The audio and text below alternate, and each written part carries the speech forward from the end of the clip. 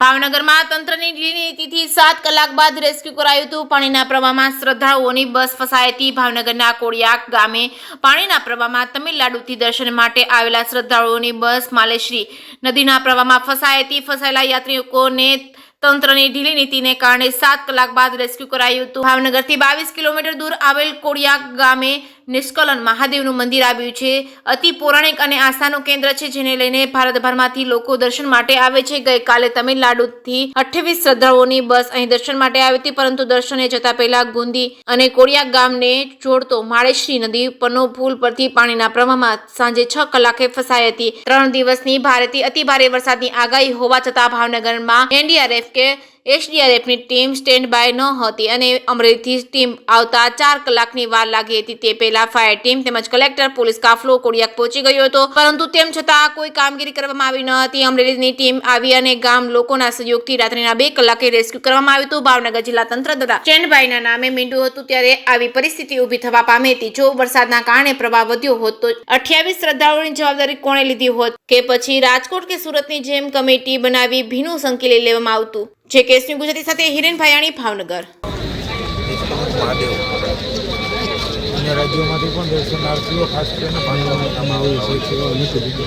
તમિલનાડુ પોંડિચેરીની આસપાસથી એક બસ, એમાં મોટાભાગના મોટી ઉંમરના લોકો છે। અહીંયા ભારે વરસાદ હોવાના કારણે નાળુનો નદી છે ત્યાં પૂરના કારણે થોડા ફસાયેલા છે।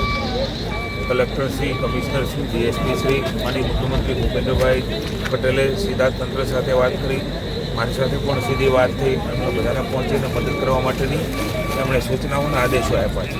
તંત્ર પણ ખડે પગે છે, પોલીસ પણ છે, કલેક્ટરે પણ ઇનિશિયેટિવ લીધી છે, કમિશનરે પણ લીધી છે। આપ સૌ પણ જાણો છો, તકેદારી રાખવાના કારણે તમામ લોકોનો બચાવ આપણે કરી શક્યા છીએ। ટ્રકમાં એ લોકોને શિફ્ટ કર્યા છે, 28 વત્તા 1 ડ્રાઈવર એટલે 29 લોકોને મિત્રો એવા પણ ટ્રકમાં છે, પણ યોગાનુયોગ ટ્રક પણ ત્યાં થોડો ફસાયો છે।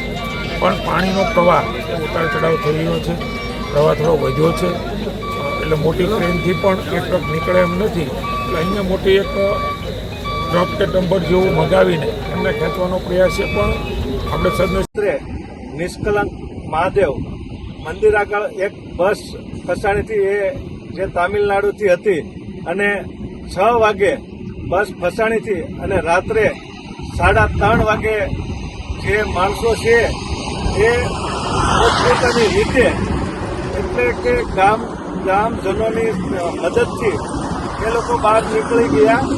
ત્યારે આજે 10 કલાક જેવું થયું, તો 10 કલાકમાં તંત્રની એટલી ઘોર બેદરકારી કહેવાય કે 10 કલાકની અંદર ત્યાં જઈ પણ નથી શક્યા।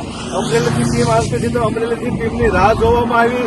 હવે અમરેલીથી ટીમ આવી તો પણ કામગીરી થઈ ન શકી અને અંતે પાણી ઉતર્યો અને ગ્રામજનોએ પેલી બાજુથી બધાને કાઢ્યા। એટલે ગ્રામજનોની ખૂબ સરાહનીય કામગીરી હતી।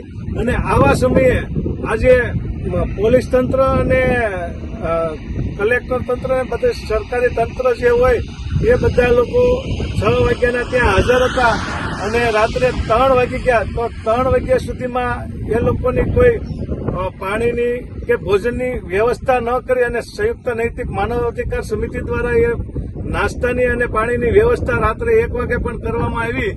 એટલે આ ઉપરથી થોડું